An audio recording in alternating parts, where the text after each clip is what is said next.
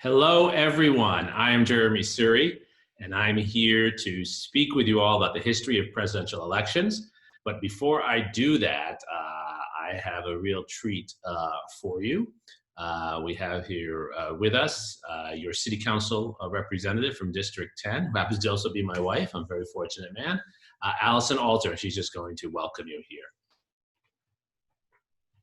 Hi, everyone. I'm Allison Alter. I'm proud to be your representative at City Hall.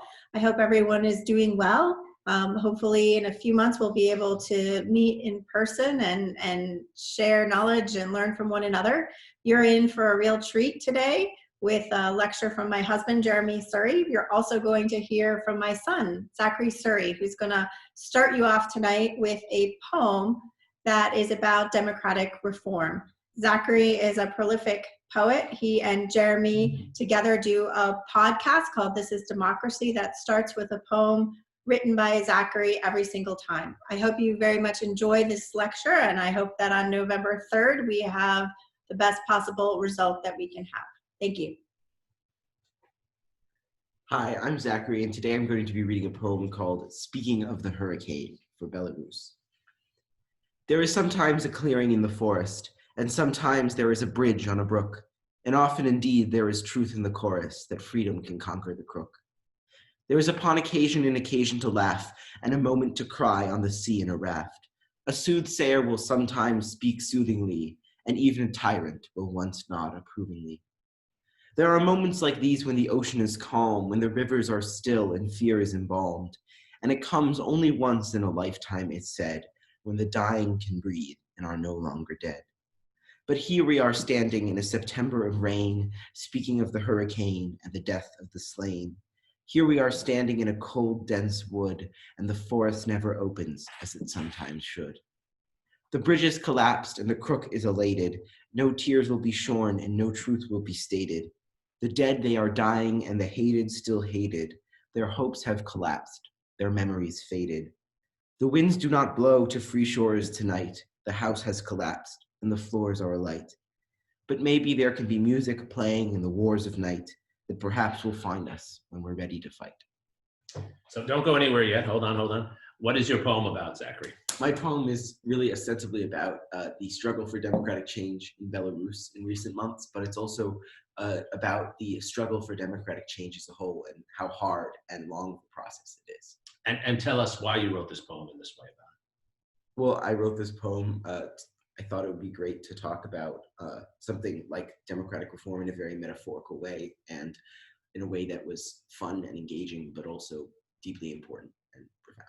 That's great. Well, thank you, Zachary. Thank you. I'm very fortunate to live in a household with such talented children and such a talented spouse as well. So I'm going to talk about democracy, the theme of both Allison's welcome and Zachary's poem, and in particular the history of presidential elections. I am a historian, so I spend a lot of time thinking about these issues. And of course, all of you are spending a lot of time thinking. I hope you've all voted by now. It's wonderful to see so many people voting early in Texas and around the country. And I know you all value the right to vote. I want to talk about a few things today in about 25, 30 minutes or so. I want to talk about the history of our presidential elections, how they've evolved over time, because they look very different today, and they can look very different tomorrow. And one of the reasons we study the history of any subject like presidential elections is so we can understand the wider range of possibilities. The things we do today reflect decisions that were made at a particular moment. Those decisions can be rethought. And looking to the past, we can see some hopeful alternatives and some ideas that might help us to improve the way that we have voting in our society. So I want to talk about the history of presidential elections. I also want to talk about this thing called the right to vote and why it's often such a contested part of our society. It always has been a contested part of our society.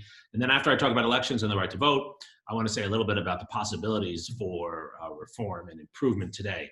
I'm not going to take any political point of view. I'm not embracing or endorsing any particular candidate, though I sort of have to endorse my wife at least, but I'm not actually endorsing any candidate.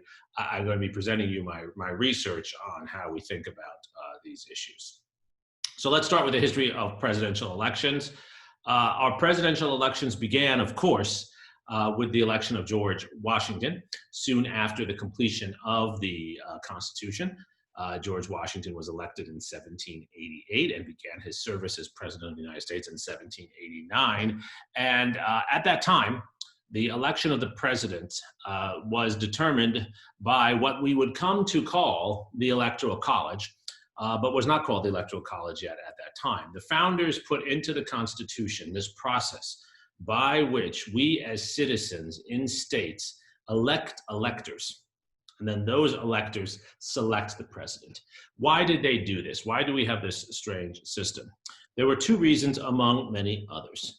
The first main reason to have the Electoral College was because the founders did not have a belief that there would be a consensus on who should be president of the United States. There was a consensus that George Washington should be the first president, but they were concerned after that there would not be a consensus. They feared that each big state, a state like Virginia, a state like New York, Pennsylvania, Massachusetts, and then other big states as they came into the Union, such as Ohio, would each nominate a favorite son, as they were called, an individual who was very popular in that state, often a governor.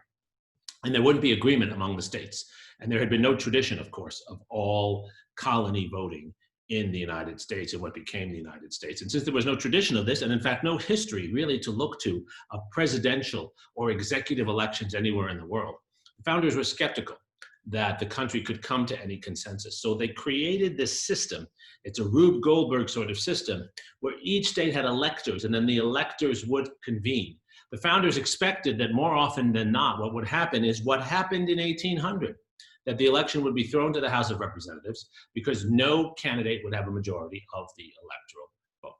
And if you don't have a majority, if you don't have what takes you to half plus one, today it's 270. If you don't have 270 electoral votes today, at the time of the framing, it was a far smaller number. If you don't have a majority of the number of electoral votes for any particular candidate, then the election goes to the House of Representatives.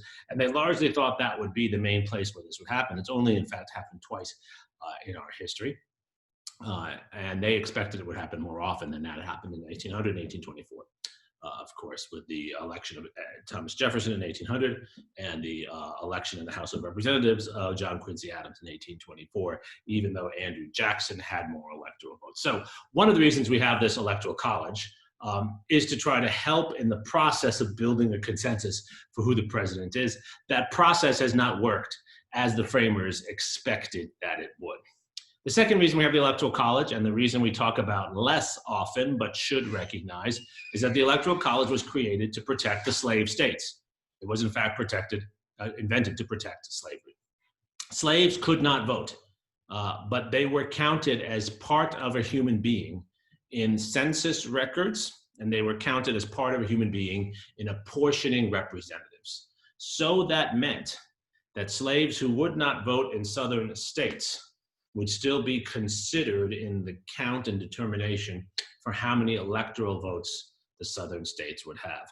That meant that southern states like Virginia were disproportionately represented in the Electoral College. A state like New York that did not have large numbers of slaves, there still were some actually slaves in New York in the late 18th century, but a very small number. A state like New York that did not have a large number of slaves would not get a boost from the counting of slaves who couldn't vote, but still were counted in the totals for how many electors you'd get within the Electoral College. But a state like Virginia, those numbers would count. So even though the slaves couldn't vote, they were counted in the number of representatives and therefore the number of electoral votes that the state would have. This gave the southern states more say in the election of presidents. And that meant that slavery would be protected. And that is one of the reasons we had the Virginia dynasty early on, is because of the disproportionate influence of the slave states, of southern states, the queen among them being Virginia. American elections begin. They begin actually in a very stately fashion. We would not recognize them today. Candidates throughout the early 19th and through the 19th century were not expected to campaign. Can you imagine that? It was seen as unseemly. We had rough and tumble campaigns, especially in the mid-19th century. Our campaigns largely occurred, in fact, in saloons in many parts of the country. Saloons were places where parties would organize. They would have beer drinking meetings where they would tout their candidates. People would give speeches, not unlike what you would have seen in Europe at this time. So our elections were rough and tumble, and there was a lot of negative campaigning. People would accuse the other side of having illegitimate children, of stealing money, but the candidate, the president, and usually, in fact, even a state representative, was not expected to campaign. That was believed and seen as unseemly. You were supposed to have surrogates doing that for you. And one of the reasons parties develop in the United States is that the parties manage the campaigning. Really important point is that in the early republic and through the 19th century, it is a party-driven process. Now, George Washington did not want to have parties. He did not believe in a system of parties. He very clearly wanted us to avoid what he called the separations and the divisions caused by faction. But even George Washington was instrumental in what became the Federalist Party. Thomas Jefferson, of course, created the Democratic Republican Party, the predecessor to today's Democratic Party. Abraham Lincoln, who had originally been a Whig, was the first Republican president. Parties were important. They grew up immediately and urgently in American society because there were cleavages of difference. In spite of the great support that someone like George Washington had, thereafter Americans really divided very quickly. But also parties developed because parties ran campaigns. In the 19th century, voting was actually something that was more common than it is today. There was higher turnout. Maybe we'll reach that number in 2020, but there was higher turnout because parties worked closely with local organizations to get people out to vote. So if you worked at a particular farm or factory, when it came election time, the party came to you, the party gave you a pre-filled out ballot, and you would carry that ballot to the voting location. They might give you a meal. There's a tradition of giving people a free meal. And then you would put your ballot in the box for the Democratic candidate or for the Whig candidate or for the Republican candidate. All the organizational work, all the campaigning, all the movement of people and the management of the process was done by the parties. It was done by the parties, and party voting was very sticky. That's what we have found as historians. People tended to vote for the same party throughout their lives. This was particularly true for immigrants, because the way, especially from the 1840s on, that immigrant voting worked would be that the immigrants would arrive to New York City, most famously the Irish or German immigrants in the mid-19th century, later Jewish immigrants and others, Italian immigrants. They would come to New York City, or they would come to Galveston, large port of entry for immigrants. And as soon as they arrived, a local boss would help the immigrants to get home and help the immigrants to get a job. This is boss politics, as we call it. It still exists. Once the immigrants were settled, the local boss would also work to help them to get citizenship and help them to vote. And the presumption was that the boss from a particular party who helped settle you in the immigrant community, in the Lower East Side, if you were Jewish immigrants like those on my mother's side, in Germantown, if you were the German immigrants who came to New York, but became Washington Heights in New York in the 1880s, those who were settled into places in Chicago in the late 19th century, Polish and Italian immigrants. The boss who helped move you in and set you up was part of a party, and you were expected to be loyal to that party. Your vote was not really secret. You were expected to go to be seen and to be placing your vote in the right box for the party that you worked for, that the party that helped get you set up. Parties were, as historians would argue, they were not just political entities, they were social and economic entities as well. They were a basis for establishing people. Throughout the 19th century and into the 20th century, Americans have always been deeply partisan. The only nonpartisan moment is really that early moment with George Washington. Americans have been deeply partisan because of the organizational structure of parties and because we are a country that is divided, that has very different, diverse points of view. We've always been a party and a society and a country that has had large urban areas and large rural areas. We're very different from European countries in that way because we are so large. So we've always had, even within the same states quite often, large rural areas where land is plentiful and people are not, and then dense urban areas where you have many more people in a smaller space. The dense urban areas tend to be more international. They tend to be more diverse. They tend to be areas that embrace international change, and they tend to be areas that are also more connected to finance and capital. And the rural areas, of course, tend to be more conservative. They always are. They tend to have more of an attachment to the land. They tend to be more skeptical of change, more skeptical of banks.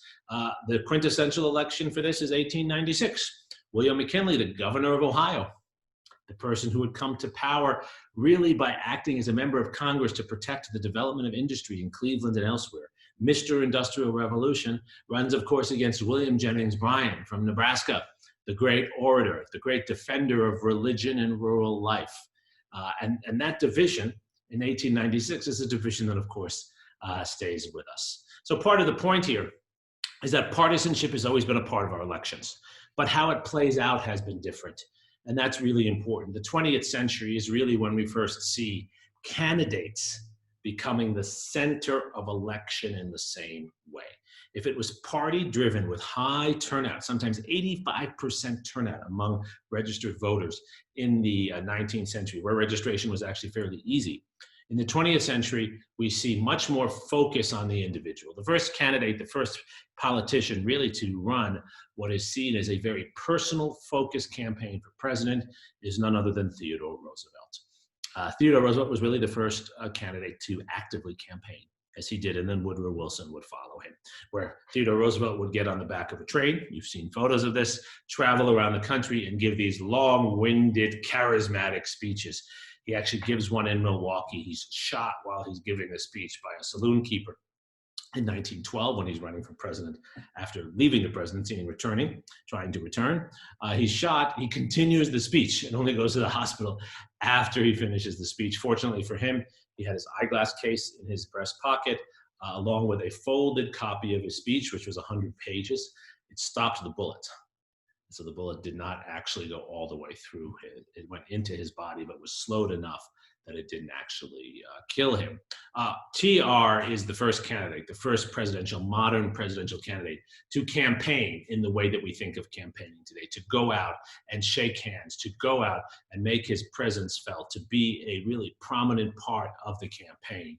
And thereon after, what we see is not only parties working to get a particular candidate nominated, we see that the candidates start to drive the parties a lot more. Franklin Roosevelt really turned the Democratic Party with his 3+ terms as president into his party. When Franklin Roosevelt died in early 1945, many people could not remember someone who had been president before him. He'd been president for so long, and they couldn't think of a Democratic Party without it. In fact, it took the Democratic Party a whole decade, really, to recover from Franklin Roosevelt's loss to the party and the voice that he had given the party for so long. Our elections in the 20th century become much, much more personal driven, and money becomes more important then as well. If parties raised resources and conducted what was largely a saloon-based, local-based, neighborhood block-by-block method of campaigning in the 19th century. In the 20th century with radio, pioneered in particular by Franklin Roosevelt, and then with television, and now with the internet, we see a proliferation of campaigning in new places, personality-driven campaigning, negative campaigning, though that's not particularly new, personality-driven campaigning that costs a lot of money. The majority of money that's spent in campaigns from the 1960s forward will be money that will be spent for advertising, getting the word out on television, getting the word out through social media. And that raises the stakes for fundraising. And I want to spend a little bit of time on that point.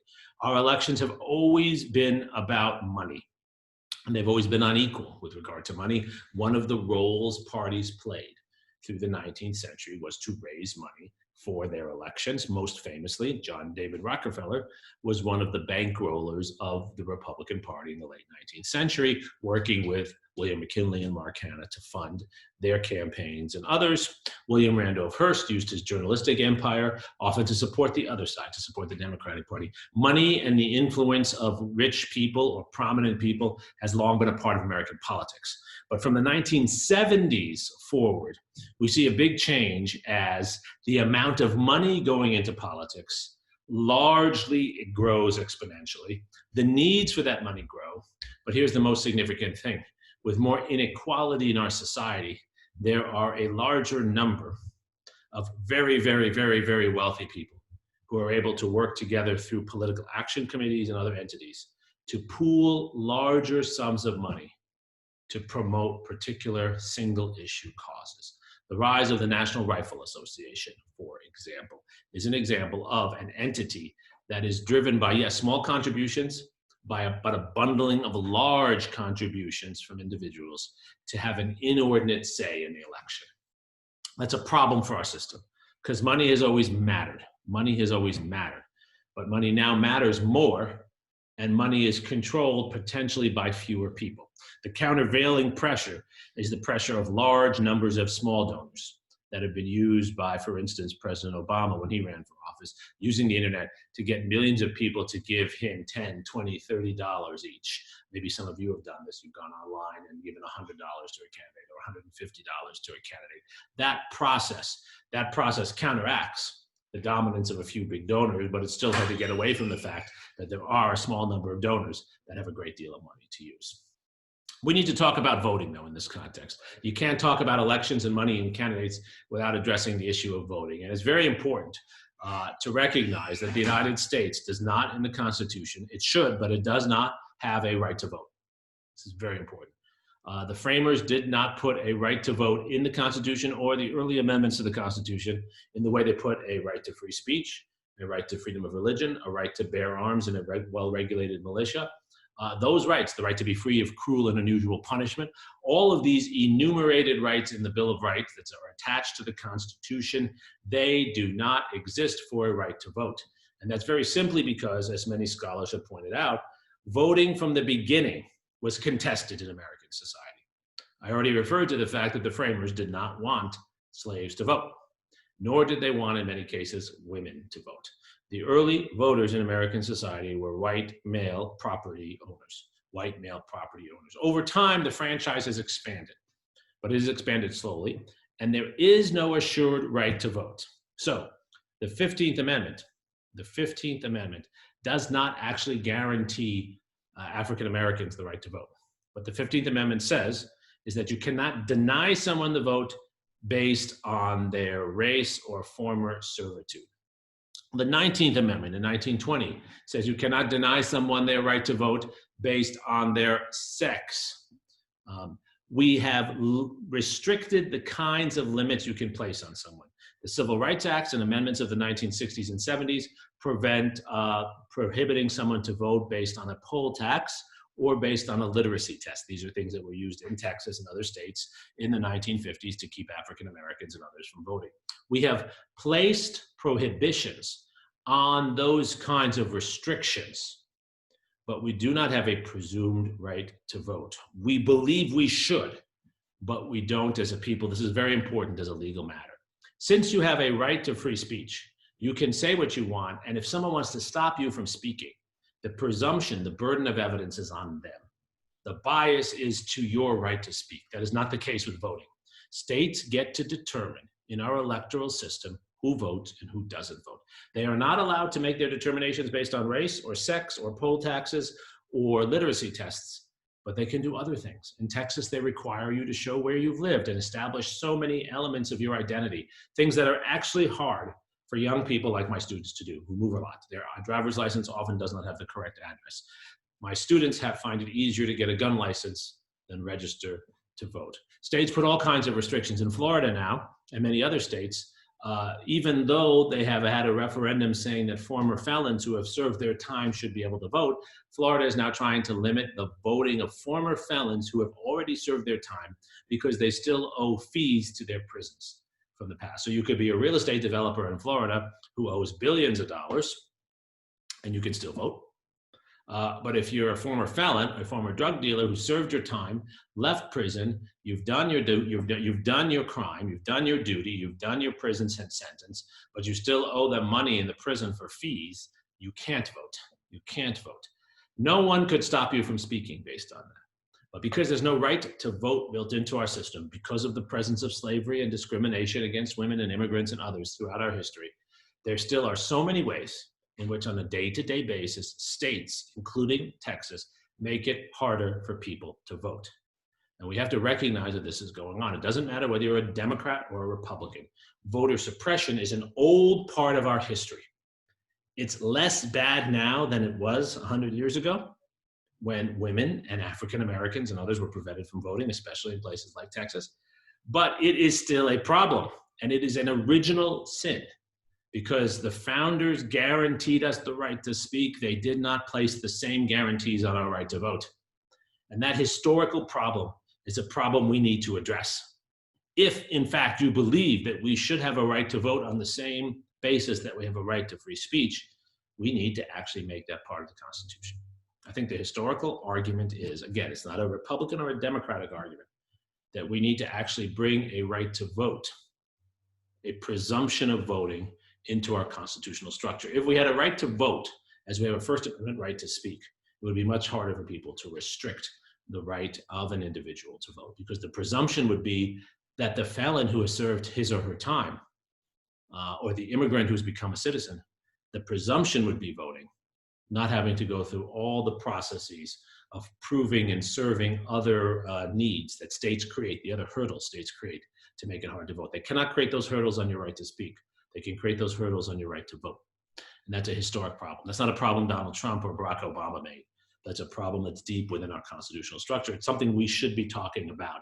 You'll hear me now saying, I'm going to say it, that as a historian, there is a strong argument to be made for an amendment to the Constitution that says very clearly, all citizens have the right to vote. All citizens, and we could set an age, 18 if we want to stick with that. Zachary's 16, he'd like to vote. His question is, why do 85-year-olds get to vote and not 16-year-olds? We can take that up in a discussion at some point. Regardless, all citizens above a certain age should be able to vote, and that should be a constitutional amendment. There's a strong historical, I'm not making a political case, a strong historical case for that. And so that takes me to the last part of the lecture, which is really, where do we go from here? And this is why I wanted you to hear Zachary's poem and hear from your city council representative, Allison Alter, because I think our democracy is actually, for all the ugliness, for all the difficulty, for all the stress, all the anxiety, all the danger that we're living with now, we're in a very dangerous moment. Again, I'm not going to get political here, but it is a very dangerous moment, very, very partisan moment, not the most partisan, but deeply partisan, certainly deeply violent moment. For all those warnings that are real, we're on the cusp of a lot of major historical change. We have an electorate that is younger than it has been in a long time. In this election, 2020, there will be more people born after the baby boomer generation, more people born long after most of you voting, than those who are from the baby boomer generation. Our society is still dominated by the baby boomer generation. Look at who's running for president. Look at who serves in the Senate. Look at who serves in Congress. But that generation is no longer the dominant voting generation. And it looks like younger voters are going to start voting in larger number. It looks like they are. So we're seeing a demographic shift occur in our society. We're also seeing a racial and gender shift in our society. Women have been more voters than men for a while, and they're moving more and more in that direction. There are more women running for office, like my wife, city council member, more women in prominent positions, And here's the thing, more women dominating the electoral system and campaigning. I don't just mean at the presidential or state level, I mean at the local levels as well. We are seeing different people. We are seeing different voices. We are seeing a different tone. It's not the national tone.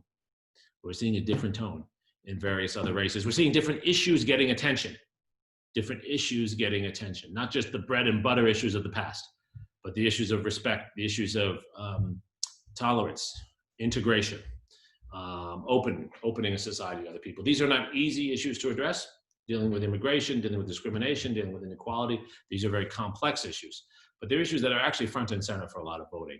We're long past the time when people are voting on big abstract issues. They're voting on very close issues to themselves, and you have different kinds of citizens involved in those decisions. We're also seeing new methods of raising money and running campaigns. And on the one hand, the campaigns look more negative than ever, more driven by short statements, headlines, sensational words.